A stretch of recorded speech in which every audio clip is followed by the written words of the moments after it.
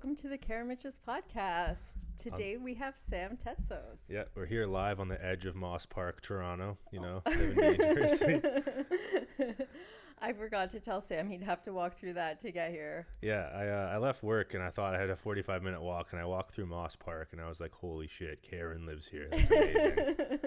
It's not a great place to kill time. It's a great place to get killed. It's funny. I walked through there and I was like, I should grab a snack. And I was like, what represents a guy walking with a brand new work laptop through the hood? And I was like, the Tim Hortons cilantro lime wrap. And now my stomach feels like Moss Park. Amazing. It's gross. That's a gross. Tim's is innovating in all the wrong ways. Oh, yeah. They had the ice cap and they're like, we are good at inventing things. And now they're like, what if we made Mexican slop? Do you like their pizza? I had it once. It should be worse. It should be worse than it is. But it's just an abrasive thing.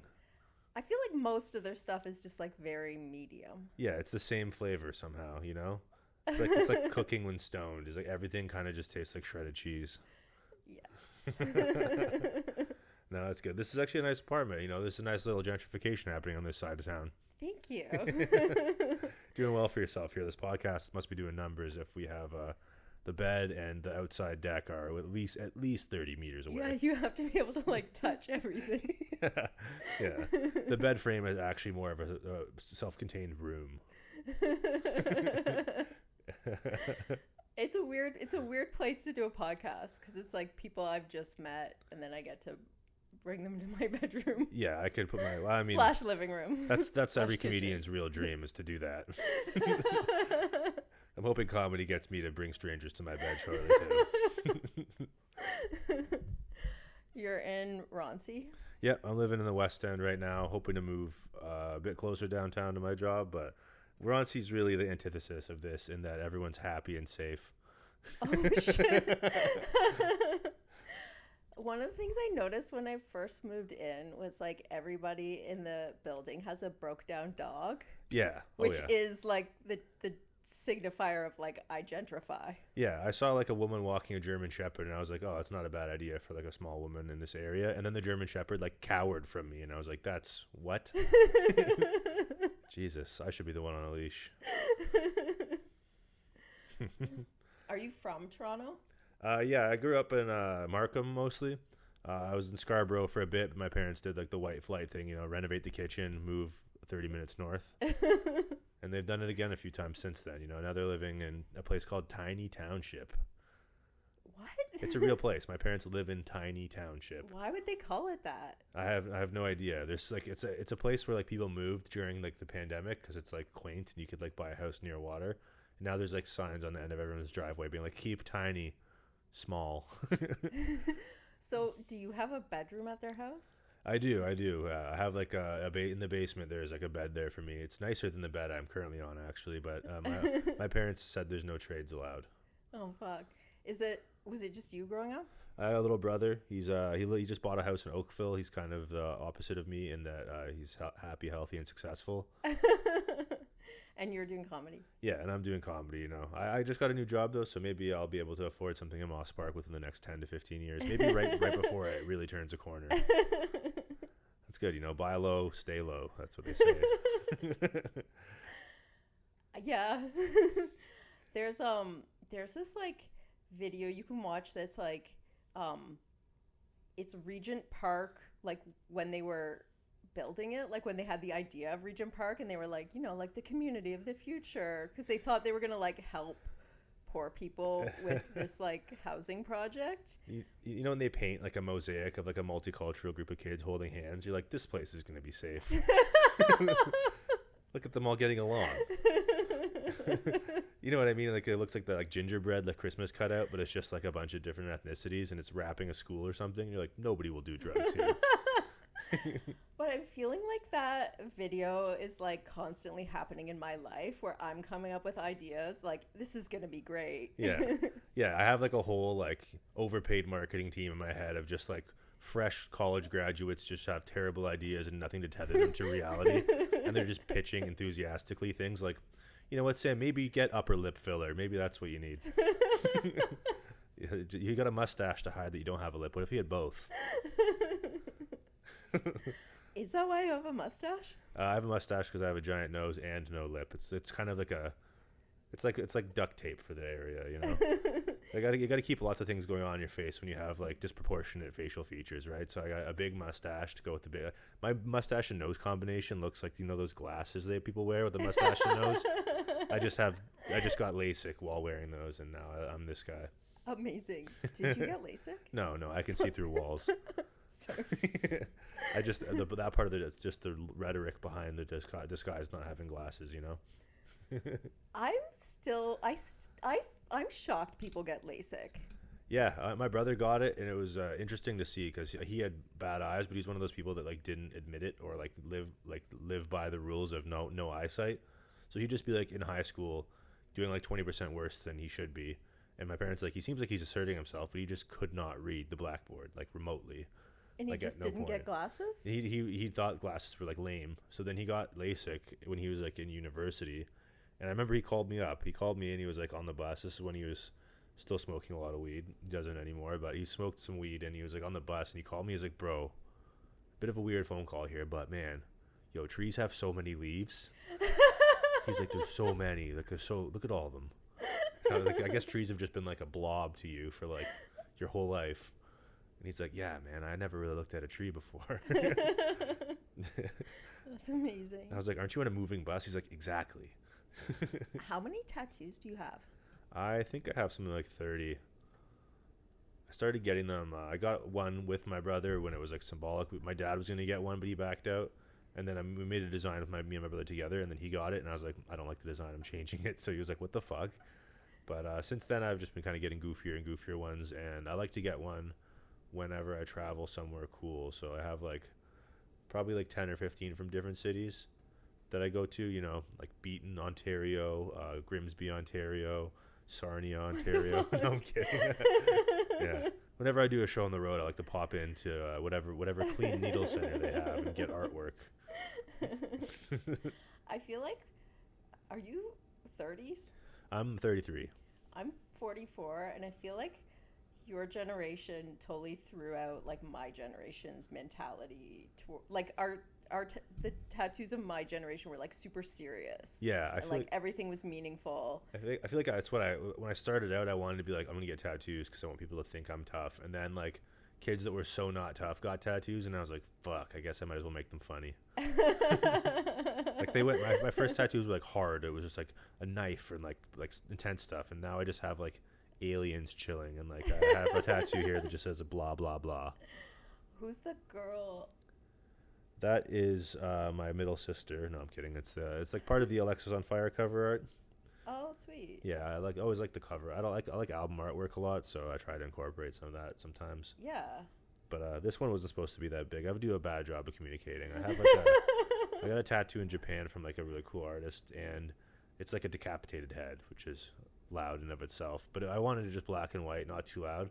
And he stepped out for a cigarette and said he came back. He said like 5 more minutes, and he like added like blue and red, and now it looks like actual gore on my arm. Like it's like really well done. No. So I remember my cousin was with me, and he's like, yo, dude, you're bleeding a lot. And I was like, yeah, it makes sense. I've been drinking a lot. And then the artist wiped it, and he's like, nope, that's the tattoo. And I was like, oh, fuck. Shit. Do you like it now, or? I can't really see it. It's in the back of my arm. It's really well done. It's just a little intense. Like, it's a hard vibe to come back from. Yeah, it looks good. It like looks good, but like if you see someone with just that tattoo, you're like, that guy's fucked.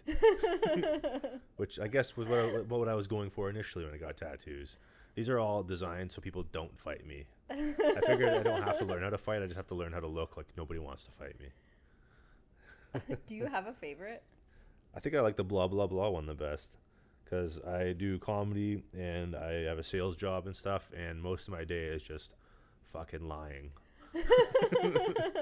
I figured, yeah, I left the sales job to do a podcast where I'm just going to make up complete fake truths about myself, and then I'm going to go tell lies on stage, and then I'm going to go back and lie to my ex-girlfriend, and then I'm going to go about my day.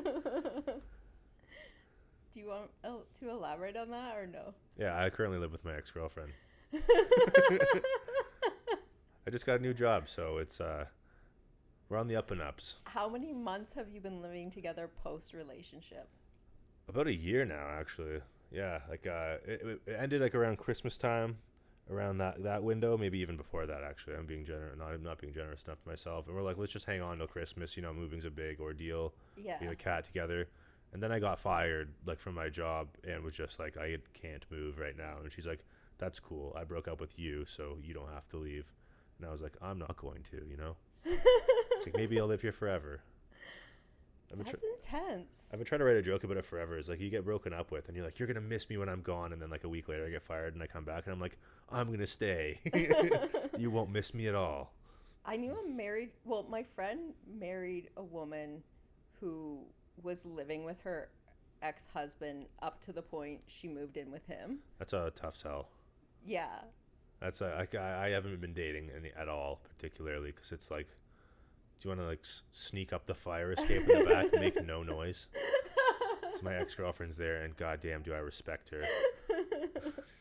But I feel like it's like a modern real estate issue that people are living with their exes. Yeah, I mean, it's unfortunate, like when you live with somebody and you split rent and you get to have like a nice place together, and then you break up and you're like, I don't want to go back to a basement, like at all. Do you think that like people are getting into relationships out of real estate convenience? their living situation? Yeah, I mean, there's no liability when neither party has any assets, so you combine and you get some assets. I would hope nobody dates for square footage, you know.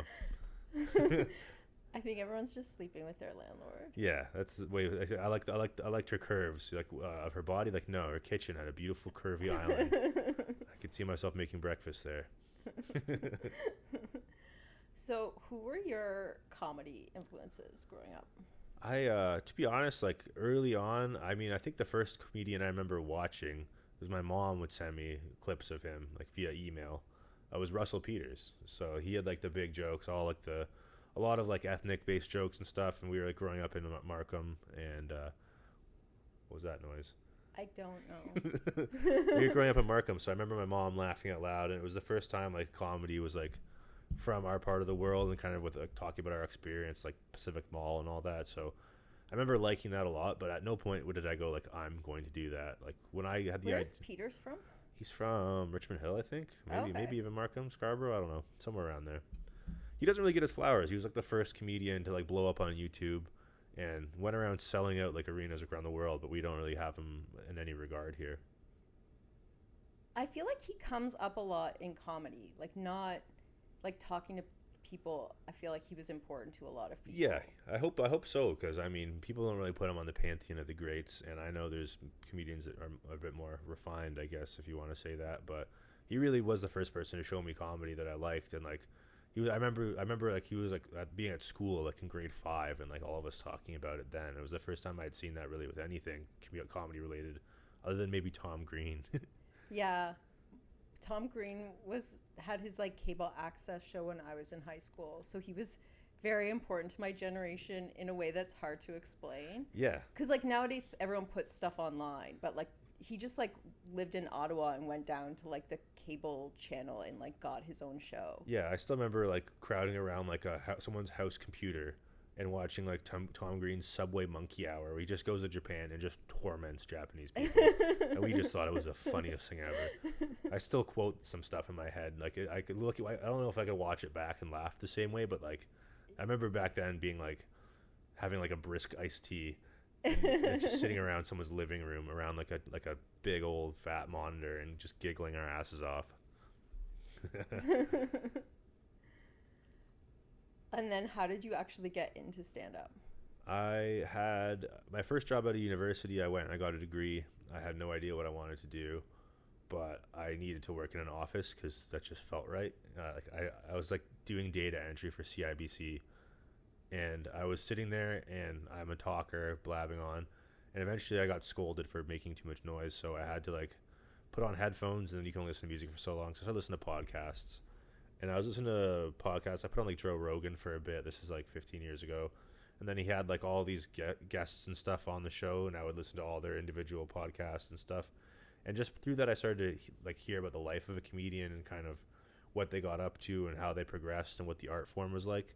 And at that point, I started to kind of put it together for myself. Like, I think I could do that. I'm interested in storytelling. I never painted or played music, so I never really had an outlet for anything. So it began a fascination. And then one day I was traveling. I got fired from a job and I got paid out and I had to sign an NDA and stuff. They gave me like $10,000. So I moved. What? I took a backpack full of clothes and went to Europe just to just to spend all the money because why not? And I was in Edinburgh and I had a friend living there and she was supposed to hang out with me for the whole week, but she was in school. So I had a week of time there just kind of killing time. And eventually I thought Edinburgh Fringe is here, so I went to a comedy club, and because I was foreign, they asked if I was a comedian. I said, you know what, might as well go for it here. Nobody knows you. And they invited me back the next night, so I just went and spent the next day drinking beers and finally putting something together and went and did it. And then sometimes that's all you need to do is just like break the seal, right? So when I came back to Toronto, I was like, I'm an international comedian, you know, I've toured the world. I should probably start headlining shows, you know. That's amazing. Do you think it's that thing where like it's easier to be yourself when you're not, like when you're away? Yeah, I feel like sometimes, especially for artistic endeavors, or sometimes putting yourself out there in the place that you're from, you kind of have a notion of who your friends or peer group thinks you are, and you kind of feel like deviating from that might be like loud or like self-indulgent.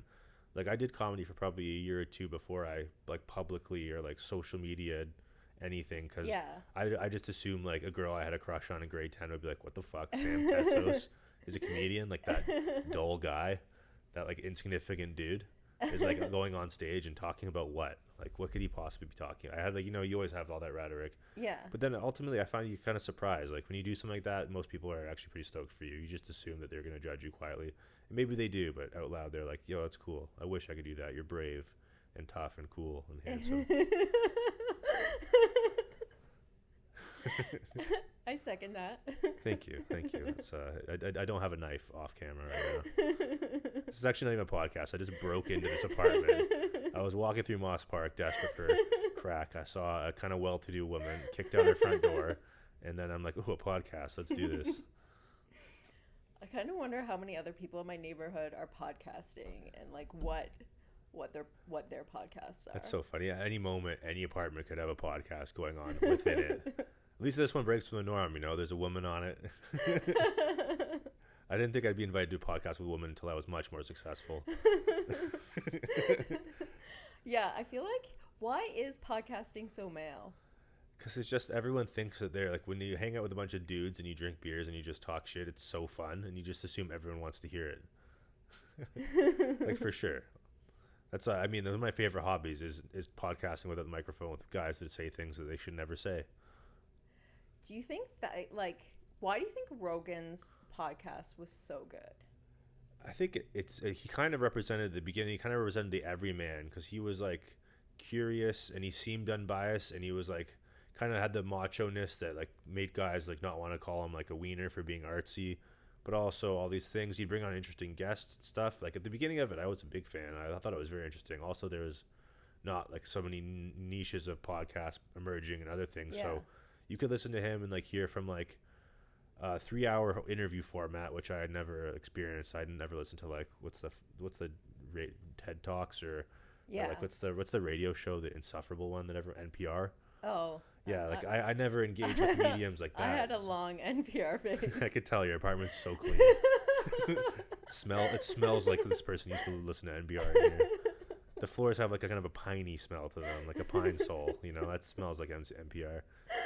But yeah, you never really been exposed to like interviews where like, you know, kind of transactional, promotional, 5-minute hits that are centered around promoting something. But on this, like, you got to see someone that you were fascinated by in such a long format. And Rogan, better or worse, is a good interviewer at the end of the day. So it was fascinating. And now there's so many like niche podcasts and different ways that you can get that content anywhere. And he's kind of been polarized or whatever. So I don't really listen to podcasts too much anymore. But back then, that was good listening. And I mean, that was kind of the precipice of me even understanding what comedy was him exposing bad comedians, or not bad comedians, but like amateur comedians, and laying out a roadmap. Because before, you almost feel like it'd be like, you there, you're hilarious, come with me, let's do yucks. Yeah, like nobody knew how comedians got into comedy. No, I had no idea at all. I mean, I never would have imagined just going to a comedy club and hanging out for my chance. Like I was always the person that would be like, I need to write like 10 minutes and like have it refined for my first chance. Yeah, I just think I didn't even ever think of it. No, I hadn't. It's like who gets into professional wrestling? Like, where would you even start that? Like, it just seems like a form of entertainment for someone else. Yeah. So Yeah. when that wall was broken down, I was like, okay, now I realize I have an ego, and I'm on track to live a very mediocre life. So I need to have this one Hail Mary in the chamber. He's still my favorite person, like, to have interview anybody. And, Yeah. like, his guests were always, like, there was always a lot of them that I didn't care for just because his personality's a lot more masculine than mine. But when he does interview somebody I like, it's always, like, my favorite interview that person will do. Yeah, he seems to come across impartial. I know lately with the election and stuff, he was kind of pushed into a side, but for the most part, I mean, I remember him backtracking on things he'd said and stuff, which I found to be pretty impressive in general. Yeah. But yeah, I don't know. I don't really have patience for after doing comedy for 8 years now. I don't want to hear anyone talk. Yeah, I feel that, and I listen to less comedy recorded. Like, I still hear a lot because I'm out. Yeah. So I'm hearing, like, the worst comedy.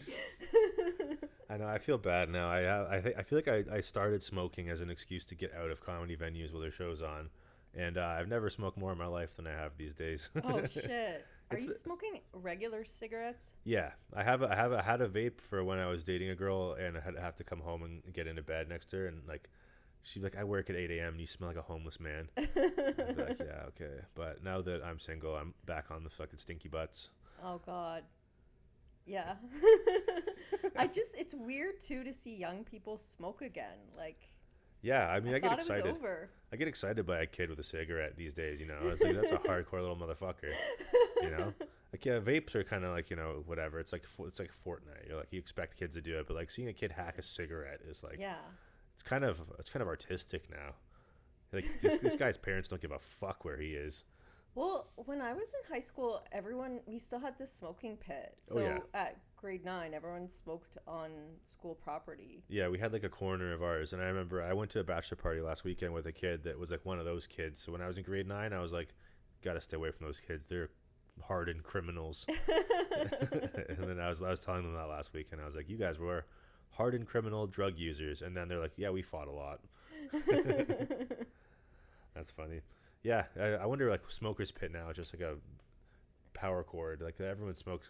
That's the thing about weed and cigarettes back then, is they made you stinky and like visibly fucked up. Like, you had to execute with like a very high level of precision to get away with it, which made it like taboo, fun, kind of negative. Like, now you can vape like in your mom's face and she might not know. I can't think of what his name is. Neil always vapes in comedy clubs. Yeah. Yeah, there's nothing like a plume of vape smoke. Yeah, I still have vape sometimes to do that exactly. They're very easily accessible. I don't know how these stores keep opening up. It's like there's weed stores, vape stores, and pottery, like those little pottery things. There's like 3 on every corner now. There's something going on fishy, especially the pottery ones. I looked it up. It's like $150 to make an ashtray for your vape. Oh shit! They should make vape ashtrays. That'd be hardcore. Build-A-Bear ashtray. Yeah, build the bong. Okay, that's a business idea. Ceramic bongs. Build a bong. And it's a group activity. Yeah, and then you just use it right after. Probably get high from chemicals. I haven't even seen a bong in like 10 years. Do you smoke weed? A little bit here and there. I kind of ruined weed for myself when I started smoking like privately. Like, before, like, going out with friends and smoking to, like, you know, enhance an activity was always fun. But then I started smoking like to enhance microwave dinner. And then now I'm kind of skittish. Like, it makes me want to like withdraw immediately, which is good. Which is actually good for comedy, because sometimes after a show I'll smoke a little bit and then I'll be like, I'm going the fuck home right now. I'm not going to stay out and have 5 beers and ruin my week. So does it relax you, or just makes you? I find it sometimes relaxing. I find it's useful for sometimes if I smoke and like go for a walk and stuff. I'll come up with ideas for comedy that I wouldn't otherwise, because I just think more abstractly and surprise myself. Whereas if I'm writing sober, typically I'm just repeating the same 3 thoughts. Which are? You're in danger. Run. No, I'm kidding. I don't really. I work during the day and stuff. My sober thoughts are mostly plan based and Yeah. what's next oriented. What's your general like writing process? I have a notepad in my phone that I scribble down little things that amuse me. Usually it's like incongruencies or metaphors I use a lot where it's like this feels like this other thing and try to make it as abstract as possible, and then with that kind of basis I will go to stage and try to make the two things like snap in place or write down a little bit, and then I'll just do voice memos, record myself, listen to it back, figure out where I got a little guffaw or a chuckle to think there might be some smoke there, and then everything else that's like silent or clearly me like meandering, just try and axe that out and just tighten and refine over and over again. And then I have a joke, and then I keep recording that, and then I ruin the joke by over expanding. There's nothing worse than when you have a joke that works like 100 times, and the 101st time you like what if I said this during this, and it just breaks the whole thing, and you can't put it back together for months. What? I have that a lot, where I guess I don't get to a punchline, or I step over it, Yeah. or I change the energy or the intonation of what I'm saying, and then just I can't pick up the pieces sometimes. I had a Subway joke I've been doing for a long time, and it's probably like a minute long, and I made it 2 minutes long, and I can't get it back to that minute for some reason. Maybe I should smoke weed and ruminate on it. So how's comedy be going for you? You've been doing it for a couple of years now. Yeah, I'm like 2.5 in. I have writer's block, and I'm getting sick of my material because I keep doing the same stuff. Yeah. But I also can't do like longer stuff because I don't get longer stage time. Yeah. So I can't see what my material looks like in the longer form, which is frustrating. It's hard to make that jump. Like I didn't really get to do more than 10, 15 minutes ever until a friend of mine, Aiden, booked like a big road swing for us. And we were on the road doing 15 minutes, 20 minutes each time. And then just that opportunity there was like amazing for me because it was like all of a sudden you get to stretch it out. I'm going to cough quickly. Pardon me. Yeah, that sounds really good. Yeah, it was a very cool opportunity, and it's one of those things in comedy, like a thing I struggle with immensely is like making opportunity for myself. Yeah. Or like explicitly asking for things. So going on the road and setting up these shows for 15 minutes, like I needed someone else to do it for me, because for myself to do it, it felt like, I don't know if it was self-doubt or feeling like I was being too indulgent or just general laziness, but it's one of those things you kind of have to set up. Like a lot of comedians I find that excel the fastest are always the ones that get opportunities by simply asking for them or putting themselves in spots to do that. Yeah. And I'm so bad at it. I'm bad at asking for things, and then I also find it's very hard for me to do something the first time. Yeah, of course. I mean, this could be a very transactional thing to offer. Like when you get someone on a podcast, it's a really cool thing, and people really want to do podcasts generally. So you should snipe out people that have shows that you want to do on, and even do that. It's not a bad transaction, right? And then when they ignore it, it really hurts, and then you think they hate you, and then you take the podcast down, and now you have a beef. Do you have any comedy beefs? No, I don't think so, at least. Not that I'm aware of. I can't picture you having beef with anybody. Like I said, I don't assert myself in any direction, so I think I might have more comedy unawares. As in, so whoever would listen to this would be like, he's been doing it for 8 years. Do you feel like there's different phases, like in your 8 years that you went through? Like, do you see it like bookmarked in any way? Not particularly. I mean, there was, I guess at the beginning, I was like pre-pandemic, all I wanted to do was like 15 shows a night. Like I would just zoom around the city and just get on stage just as much as I could as from a volume perspective. And that really helped. And then after the pandemic, it was really hard to like get it back in any capacity because you weren't doing it for so long. So it took me about a year and a half just to get back to where I was beforehand. And now, probably I got in a relationship and stuff, and that kind of slows things down. I wouldn't say there's really phases. I think some of my jokes have been with me the whole time. After going on the road, I guess that might have been a phase. I don't know. It's hard to categorize it because in Canada, you're like either like a pro that's like making a bit of money and like getting chances to headline, or you're just everyone else combined into like one heap. There might be some nuance between like social dynamics and what shows you get to do a bit more than others, but there's really not too much to separate us from that point. I don't know. I think like I can tell though like who's farther along. That might be just because you're a comedian and you have an eye for it, or whoever like seems more refined and has got more reps. But really, as far as what they're doing, like either of us could be on the same show as someone that we might tap for someone for being like on the cusp or farther along, like someone like a Callum O'Neill who's got these great opportunities. He's been on like Winnipeg, JFL in the last year, is like markedly more advanced down the road than like someone like myself, but like I'm still gonna see him at like the same shows nonstop, Yeah. right? Yeah. Like on a week to week basis, he might have one extra opportunity for me, but that's probably just because people like him more as a human being. He's the sweetest.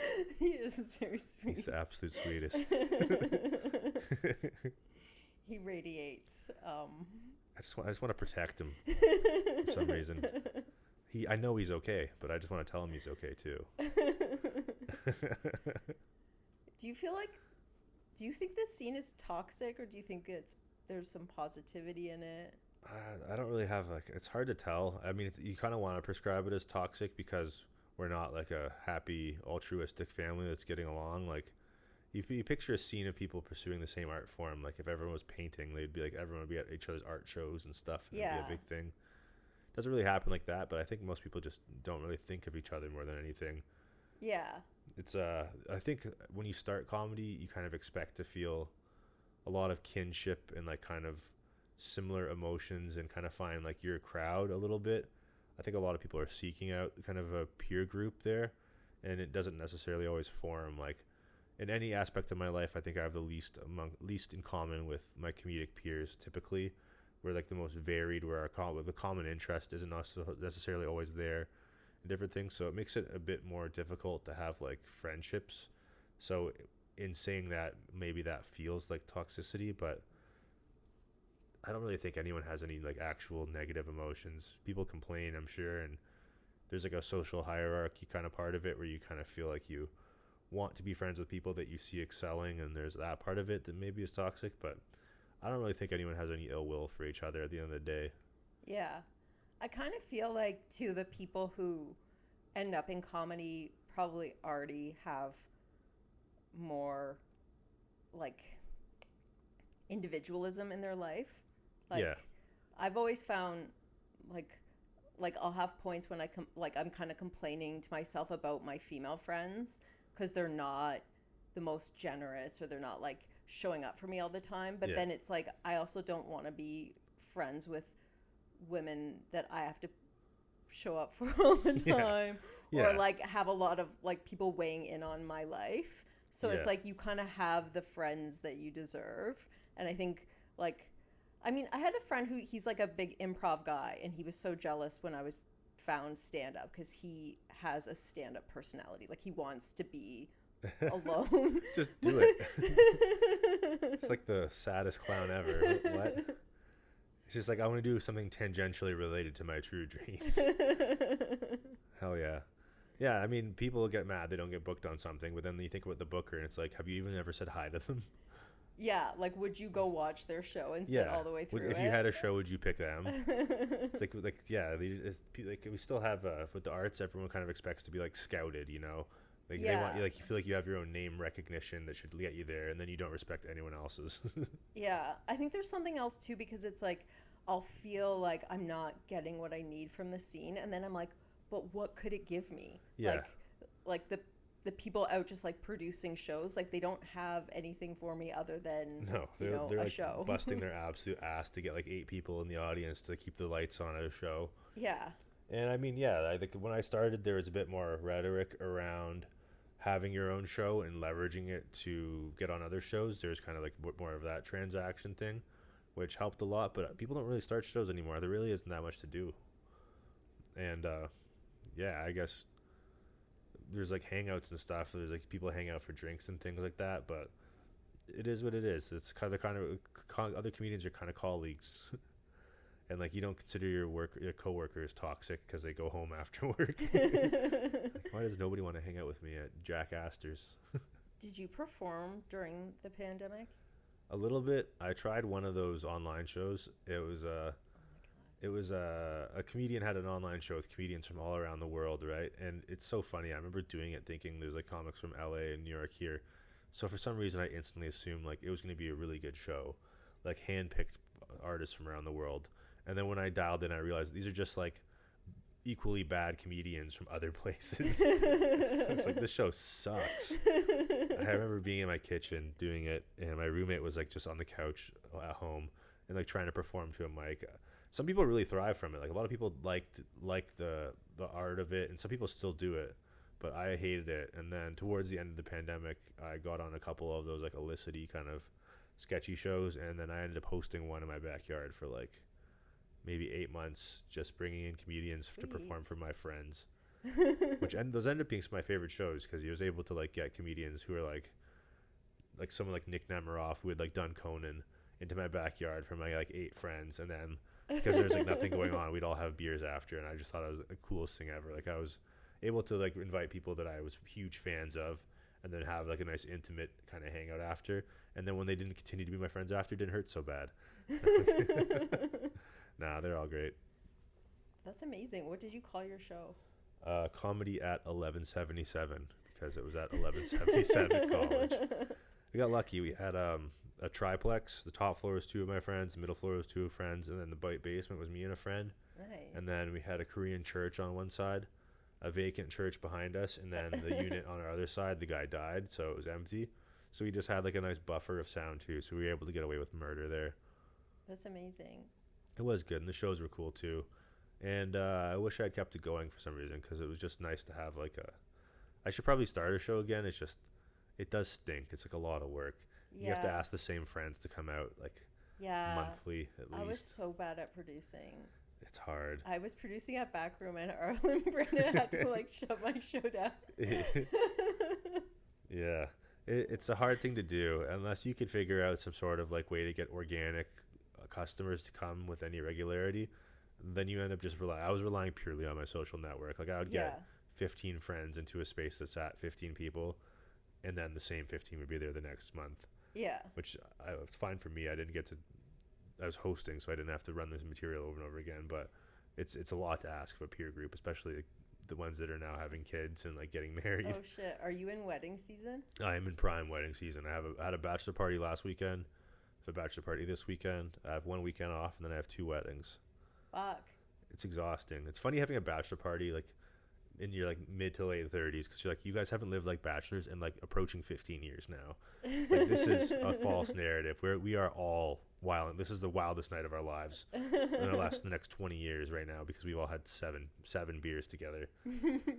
Yeah, we camped out at the last one too. We were like at my friend's property. His parents have a big property in Uxbridge, and we had like tents down, and all of us are like, we're all gonna have spinal problems.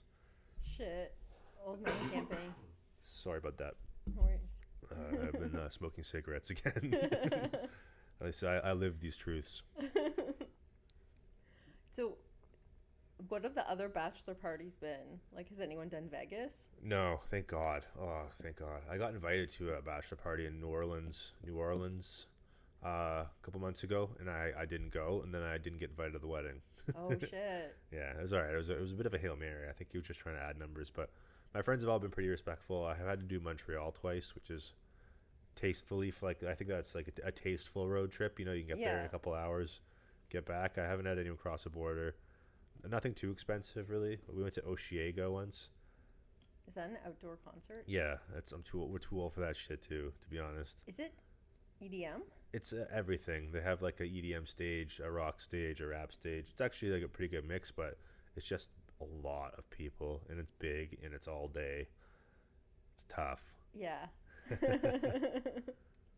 What about, do you like weddings? I hate weddings. No, I hate looking forward to weddings. I hate planning for weddings. I hate having a weekend set aside for a wedding. I hate getting my suit dry cleaned. You know, I hate all of that stuff. But when I arrive there and then you're surrounded by like a bunch of people you love, it's the best. That part rocks. Yeah.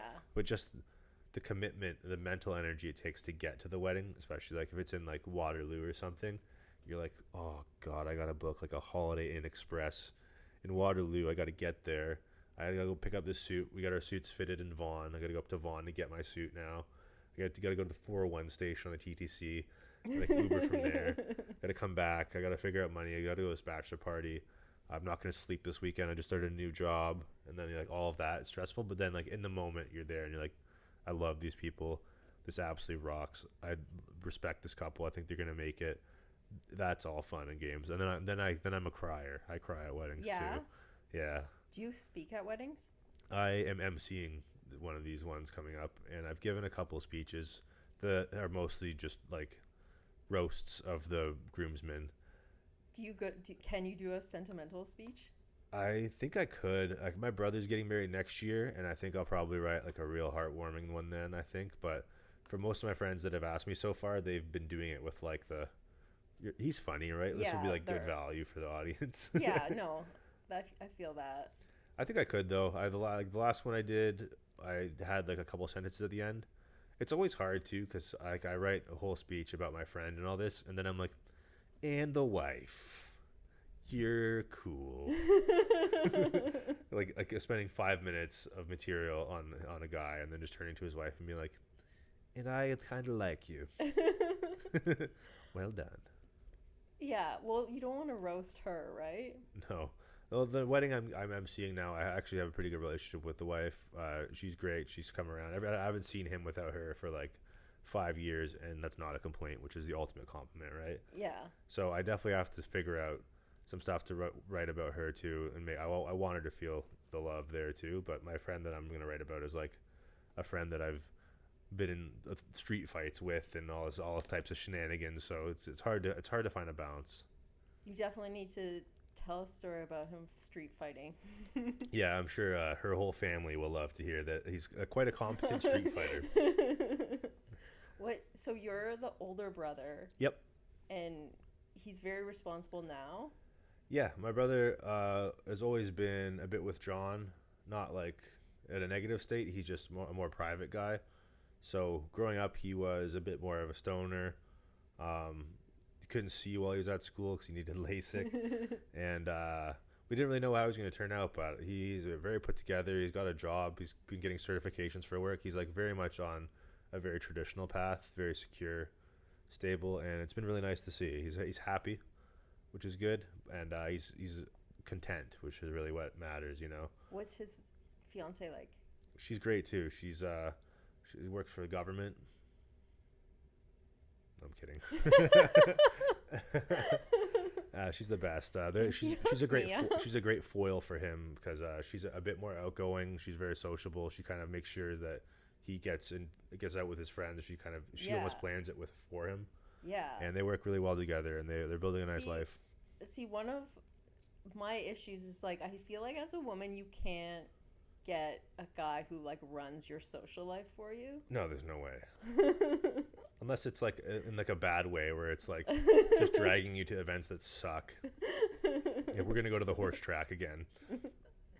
I hope you like horse racing. What do you mean? They got all you can eat buffet there. They had lobster once. Do you like horse racing? No, but I want to go. I feel like maybe not like I kind of want to go to like an unrefined one though. I feel like you don't want to go to the Kentucky Derby. They have like the Kentucky Derby. They have like the King's Plate here where everyone wears like fancy outfits and fakes Kentucky Derby. I want to go where the dogs are racing. That's what I want to see. Just like where like people are smoking indoors still. Shit. You know what I mean? Just like a dog that like might die. That's I went to a reserve casino recently, and they were smoking inside, and hell yeah. I like to think that I'm like really chill. It was like in the middle, or it was towards the end of a camping trip, so I'm like, I can sleep outside. I'm so, Yeah. But then I was like such a baby about it. I really hated every second I was there. The inside smoking, it is abrasive. I can't believe it was ever a thing. Like in our lifetime, it was very normal, and then it wasn't, and I can't believe it. Like, people used to smoke on airplanes. Oh my God. It now seems like a mean form of torture. Yeah. Like if I lit up a cigarette right here, right now, it would be like one of the worst things I could do to you. Yeah. Well, even because I think my parents quit smoking before they had kids. But I remember people smoking at our house. Because when your guests came over, you would get them an ashtray. Yeah. But like nowadays to let someone smoke in my house, like I can't imagine the circumstances. Like if you just suffered a death in the family and then you forgot Like, and you lit up a cigarette or something. like half of your house is an outside balcony. It's not really restricting anything. I maybe like if you're like really on drugs, but even then, like people vape inside very like nonchalantly, and that's kind of what people thought cigarettes were the same back then. Yeah.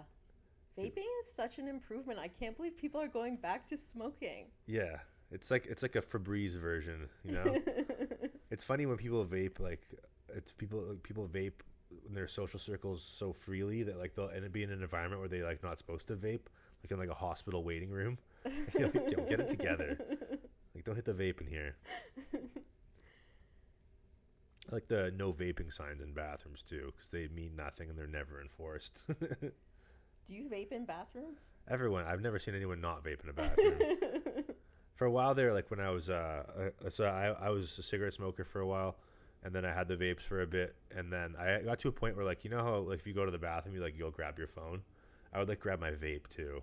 Yeah. So I'd be like both hands occupied in the bathroom, like being like, what is with me? Like, what I need to like bring a beverage in here. It's a long time dream of mine to have everything I need to live in the bathroom. My cousin got a standard car at one point, and then he got rid of it, and he said it was because he needed to be able to smoke and eat while driving. Wow, that's it. I thought wow, that's great. I mean, if you can't drive standard and do that, then you're not that Eastern European. I for some reason know the car was like a sob too. I have no doubt, right? Like a nice silver sob. Just I can hear the music coming out of it too, like a tape deck, a little tape cassette. Oh my god! Godzilla 2002 soundtrack. What was your go-to CD like growing up? Like, you know, you had to buy physical CDs, so when you had like 8 growing up, there was one that was like your go-to. Like at what like at what point? Any point, I guess. I remember the first CD I had, I was 12, and it was Madonna. Oh, hell yeah. Same song she plays now? No, it was weirdly the Erotica album, which was not her best album, but it was the one that came out the year I got my CD player. Yeah. So I remember I got a CD player and I bought a Wallflowers CD for that one song. Oh yeah. I was at Headlight. Yeah, I was at HMV. They're like, we can like burn this onto a CD for you if you want just the song. And I was like, nope. I have $20. I want the whole CD. I don't remember anything else on it. Yeah, well, it was Bob Dylan's son, so everyone thought they were going to be amazing, but it was just that one song. I bought a CD for that. That's prime. I think I went out. I bought that CD. I bought a Kid Rock one with Bow to Ba or whatever. Oh my god! And then I had I can't remember like a Linkin Park CD or something. Those are all the ones that I owned. And I had the Godzilla soundtrack on tape cassette that had a P. Diddy remix of a Led Zeppelin song that I thought was like absolute fire. And now I realize why. Damn. What celebrity thinks going down next? For crimes? No, for dying. For dying. I'm kidding, for crimes. I feel like it's at some point it feels like they've got everybody. How do you know? Then they just have the next wave. They're coming for you, Karen Mitches. It was me. Yeah. I want to confess and apologize. There has to be like a great setup to catch a criminal. Is to set it up like you're going to do a podcast with them. Do you have anything you want to confess? No. Just generalized bullying within Toronto comedy? Yeah, I'm the sweetest guy ever. I'm just Callan O'Neill if he was scarier and less talented. You could be Callum O'Neill's like rough older cousin. Have you seen those cartoons where there's like the one big dog and then the one little dog? Yeah. Yes. That works. Except for we're in different dog pounds. Or somehow like a before and after. Yeah. Like I don't know if Callum after his divorce. Yeah, for sure. That would work too.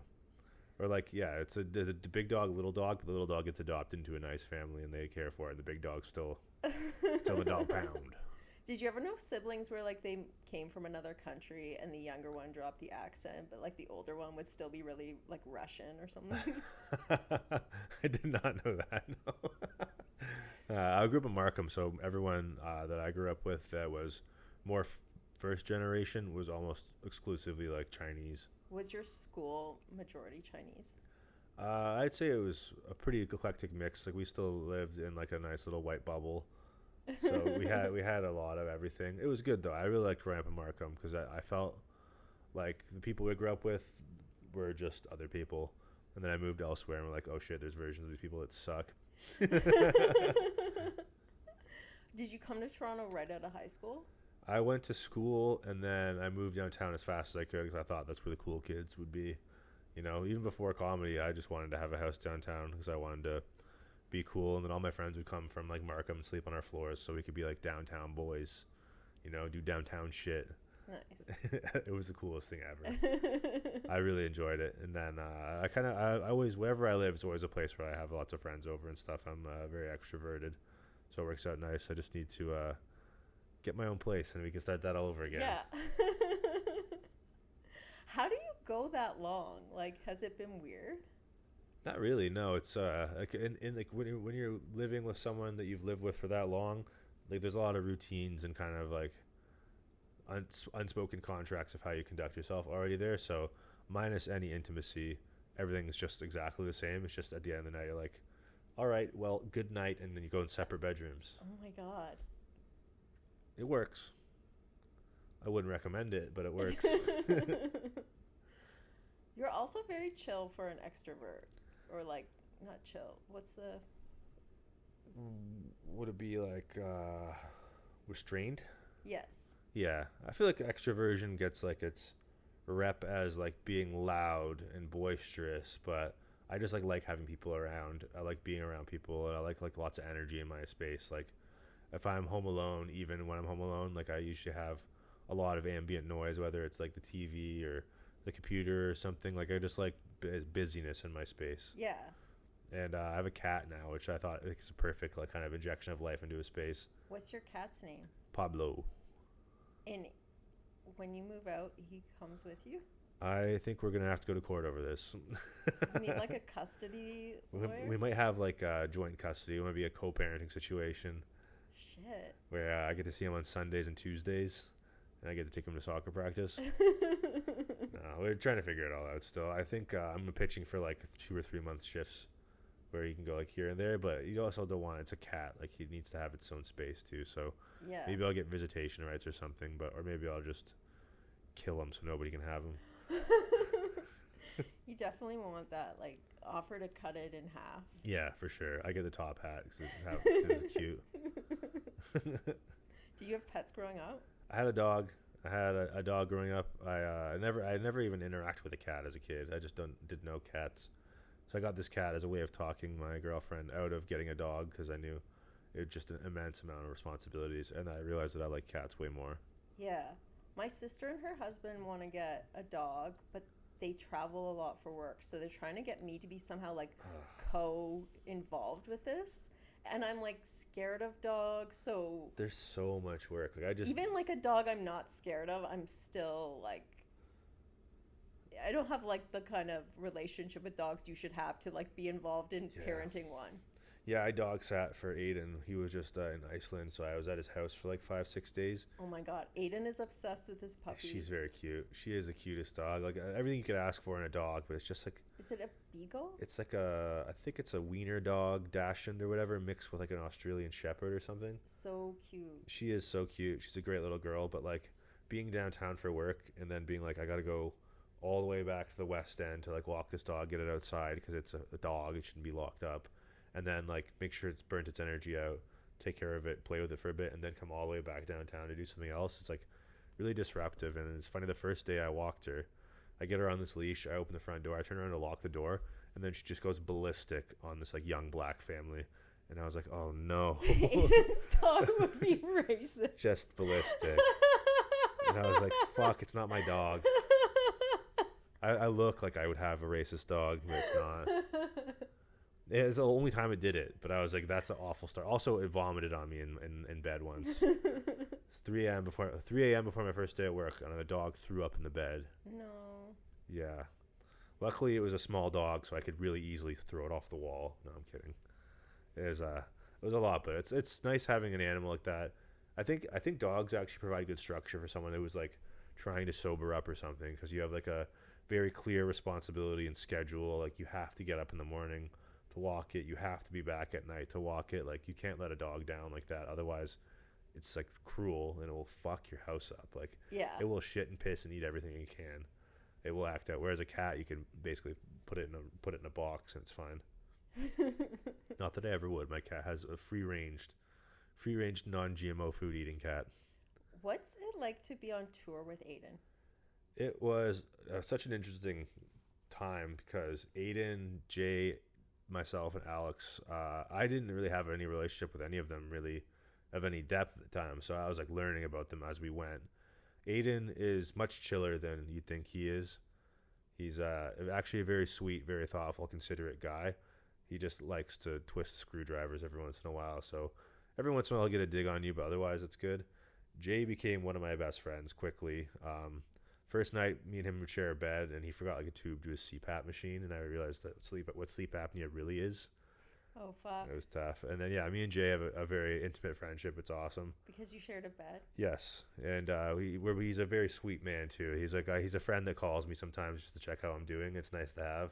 Is he a generous lover? He's a very generous lover. We end our phone calls with "I love you." It's awesome to have. I do feel in some ways Jay is like the dad of the scene. Jay is Hermione Granger. He reads all the books. He's studious. He's goody two shoes. He always wants to chime in with his ideas, and he means the most well. But it comes across as insufferable sometimes, and it's easy to find it abrasive. Amazing. I am going to call him Hermione next time I see him. I call him Hermione every time I see him. And then the last one was DeWitt. And DeWitt is, I had known DeWitt for a long time. He's been doing comedy like 15 years. Yeah. And he's just meticulous. He's a very meticulous guy. He's very like structured. He's very like in his lane. Like what DeWitt needs, DeWitt gets. And not very, easy to get along with all of them. Like it ended up being a good tour, but yeah, a long tour. I think we did like almost 40 shows. Shit. Which was good. And we didn't develop any hobbies other than having like 15 beers after shows. So if we would have had more longevity if we like all really got into like ring ad or something. I feel like you got to do a sequel to the tour. Yeah, Morning Wood 2. Back to these streets. Yeah, I don't know. I think the next kind of aspirational thing I would like to do is maybe like a 2-man tour to do a bit more time and take home a bit more of that money. Aiden did a great job promoting that tour. We sold out like everywhere for the first like 20, 30 shows. That's amazing. And it would have been awesome. I mean, if you're doing that with just 2 people, it's like a lot. It could be a lot of money, and it's cool. And you got to start. I would love to start getting to like 20, 30-minute sets too. So I'm doing a double headliner show in Toronto with Madison. Hell yeah. And it's just, I guess I feel like if I'm going to produce, it's going to be so I can get a headlining set. Yeah, exactly. You kind of have to make your own way there. Like I would host my shows to try and get comedians of like some repute like into my circles. That doesn't always work. So yeah, I definitely craft shows around what you want to be doing, and then just fill in the gaps, whether it's on the road too. And if you ever want, I can give you the list of the venues that we were using that were all very amicable and good to use comedy. And then basically after that, we were just using like Instagram targeted ads, geolocated, and it worked out pretty well. It worked out actually quite well. I mean, I'm sure Aiden made a lot of money. He deserved it. I didn't do a damn thing, to be honest. I just got in the car and showed up. That's awesome. And sometimes did poorly at that. Okay, well, I want to thank you a lot for coming on. No, this is an absolute treat, and it meant a lot for you to even ask. Oh, thank you. And everyone, stay tuned next week where your guest is 5-time not Grammy-nominated art recording artist. You figure out who.